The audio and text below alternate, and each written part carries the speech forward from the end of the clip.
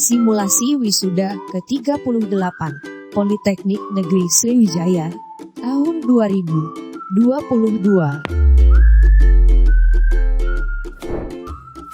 Bertempat di Dining Hall Wisma Atlet, Jakabaring Sport City, Palembang. Wisudawan dihimbau untuk memarkirkan kendaraannya di tempat parkir yang telah disediakan.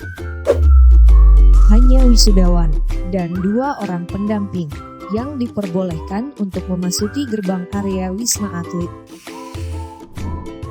Di pintu masuk Dining Hall, wisudawan dipersilahkan masuk melalui pintu 2.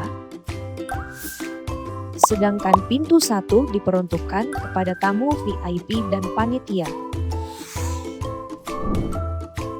Untuk pendamping wisuda, tidak diizinkan masuk ke dalam dining hall. Pendamping diarahkan untuk menuju tenda yang telah disediakan. Sesampainya di dalam dining hall, wisudawan dipersilahkan duduk di kursi sesuai dengan jurusan masing-masing.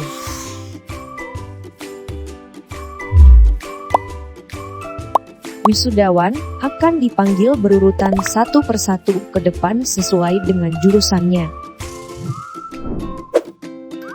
Untuk mengikuti prosesi pemindahan kuncir yang akan dilakukan oleh Direktur Politeknik Negeri Sriwijaya,